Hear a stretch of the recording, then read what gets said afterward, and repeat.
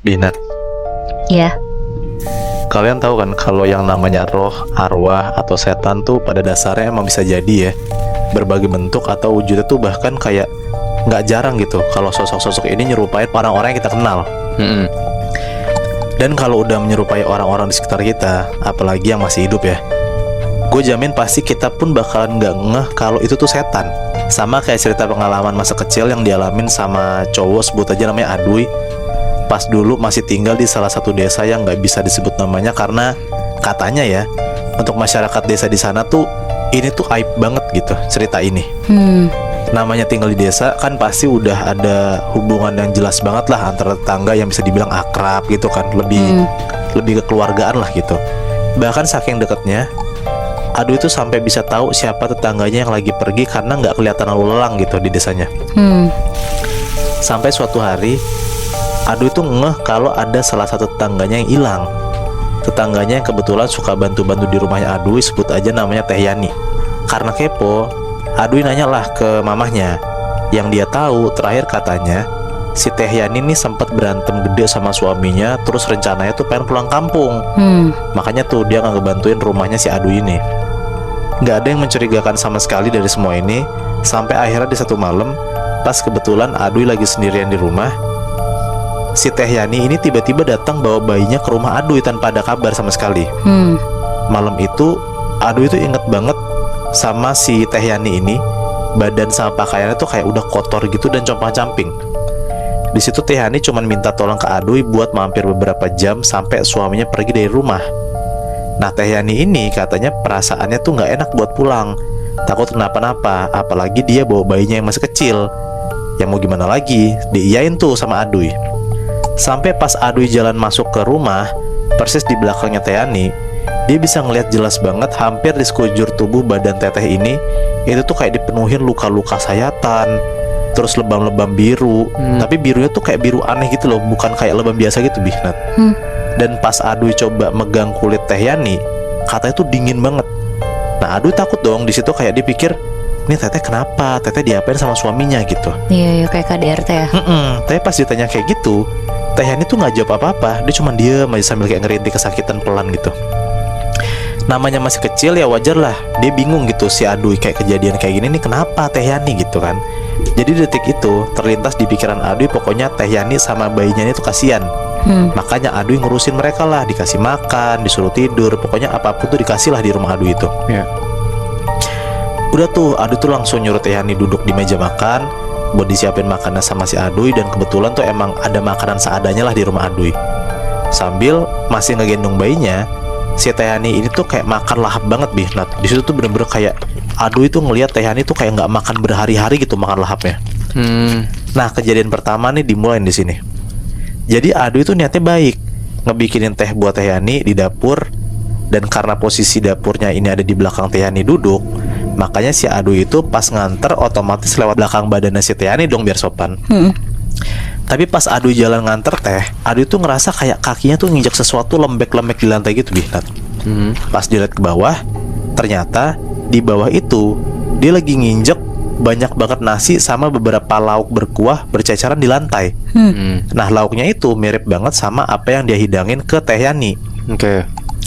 Aduh bingung tuh kayak kok pada jatuh, sumbernya dari mana? Apalagi di situ si Aduh tuh ngeliat Teh Yani tuh makan makin lahap banget gitu Bihnat. Aduh lanjut tuh jalan sampai berdiri di sampingnya Teh Yani. Terus yang gilanya Bihnat, ternyata kata Aduh ya, makanan yang jatuh itu sumbernya dari perut Teh Yani. Dari perut sampingnya tuh kayak bolong gitu loh. Oh shit. Jadi kayak ada luka gede banget di perutnya Teh Yani. Jadi lu bayangin aja, ada orang lagi makan lahap banget nih, tapi makanannya tuh nggak dicerna dan malah kebuang gitu aja kayak tembus gitu loh. Dari lubang itu kelihatan emang ada makanan-makanan keluar gitu. Iya. Anjing Makanya lah. jatuh ke lantai. Anjing lah. Di situ tuh Aduh langsung naruh gelas teh ke mejanya sambil gemeteran banget tuh di situ. Matanya tuh masih kayak terus ngintip ke samping buat ngeyakinin kalau yang dia lihat tuh bener apa enggak gitu kan. Iya. Baik lagi namanya Aduh masih kecil, mungkin bisa dibilang kayak polos gitulah. Dan Aduh malah nanya nih ke Teh Yani, Teh itu perutnya kenapa? Habis itu langsung tuh brak gitu. Tiba-tiba Teh Yani langsung stop dari makannya yang lahap barusan. Kepalanya langsung tegak ngeliat ke depan, terus pelan-pelan nengok ke arah Aduh kaku gitu. Dengan dinginnya, Teh Yani cuma bilang, "Maaf ya A, udah lama Teteh nggak makan. Abis ini Teteh beresin ya lantainya," gitu. Bingung lah si Aduy di situ, kayak soalnya kok tiba-tiba Teh Yani kayak nggak kelihatan kesakitan, malah bertingkah normal aja gitu. Dan belum juga Aduy ngejawab, tiba-tiba Teh Yani tuh langsung kayak ngulurin bayinya yang lagi dia gendong tuh pakai pakaian kain jar gitu ke Aduy. Di situ Aduy intinya kayak disuruh bawa bayinya ke kasur atau ke sofa ruang tengah buat ditidurin gitu. Iya. Sembari si Teh Yani ini ngeberesin lantainya. Aduy awalnya takut banget buat kegendong. Alasannya takut anaknya tuh kebangun terus nangis. Nah, tapi masa Teh Yani jawabnya kayak gini, "Enggak A, tenang aja, si Ade mah udah gak bakal kebangun." Nah, si Aduy tuh bingung kayak maksudnya kok udah gak bakal kebangun gitu. Cuman ya udah tuh mau nggak mau Aduy terima tuh si bayinya itu dan digendong lah sama si Aduy buat dibawa ke ruang tamu.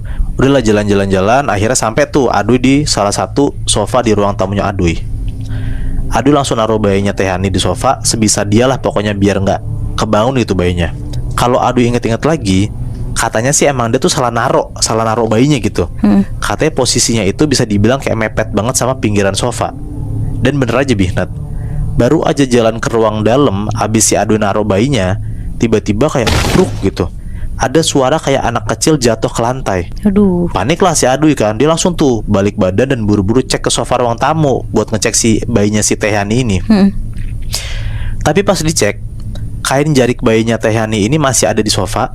Sampai tiba-tiba pas Aduy masih berdiri di depan kain jarik itu, dok gitu, ada kayak sesuatu ngegelinding nyentuh kakinya Aduy.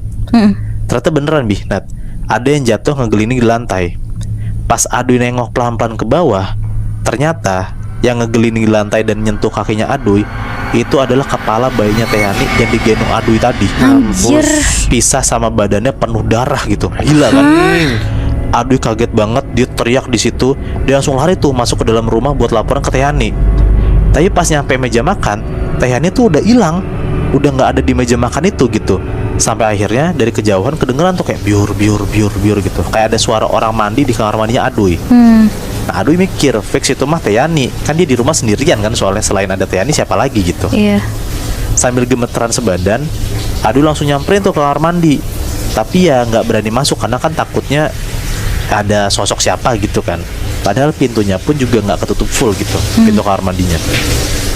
Dia cuma berdiri depan kamar mandi. Dan baru juga Aduy manggil kayak Teh gitu.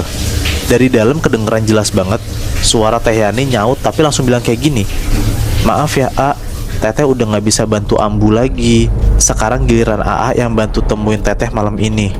Terus abis dari situ, dari dalam kamar mandi kedengeran nyaring banget suara tangisan Teh Yani campur suara tangisan bayi. Suaranya tuh kayak orang nangis kesiksa kesakitan gitu loh.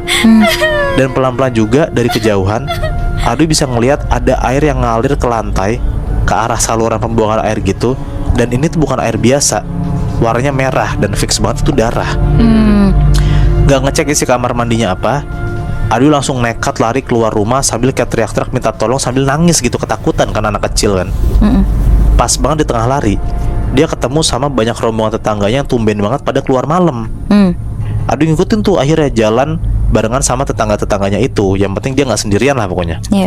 Aduy baru ngeh ternyata tetangga-tetangganya jalan buru-buru ke arah rumahnya Teh Yani. Nggak tahu kenapa gitu. Makin dekat sampai ke rumah Teh Yani.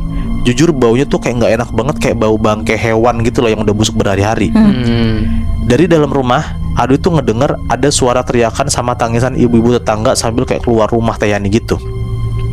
Nah tau nggak Bihnat, ternyata di malam itu juga setelah beberapa hari si Teh Yani ini nggak kelihatan sama warga desa, Teh Yani sama bayinya ditemuin meninggal, udah bersimbah darah, beberapa bagian tubuhnya kepotong, bahkan anaknya kepalanya tuh putus Bihnat. Mereka udah tiduran di kamar mandi. Nah kemungkinan besar sih dibunuh sama suaminya si Teh Yani karena di malam itu suaminya tuh hilang entah kemana kan. Dan kalau dari kondisi busuknya sih kelihatannya kayak emang udah meninggal beberapa hari yang lalu. Dengan kenyataan barusan, berarti sosok yang bertamu minta tolong ke rumah Aduy malam ini fix itu tuh setan yang mirip banget sama Teh Yani gitu kan. Yang mungkin bisa dibilang ya, Teh Yani itu tuh bermaksud buat pamitan ke keluarganya Aduy yang udah biasanya nolongin mereka selama ini. Jadi sebenarnya mah Teh Yani itu nggak ganggu, cuman kan sebagai anak kecil ngelihat sosok kayak gitu kan takut lah pasti kan. Iya. Ada gila-gilanya sih ya, karena Ado ini masih kecil kan. Masih kecil banget. Dan niat dia buat bantuin si Teteh tadi kan. Kasihan banget gitu, maksud gue niatnya baik tapi dapat hadiahnya, bukan hadiah sih ya, dapat akibatnya malah kayak gitu.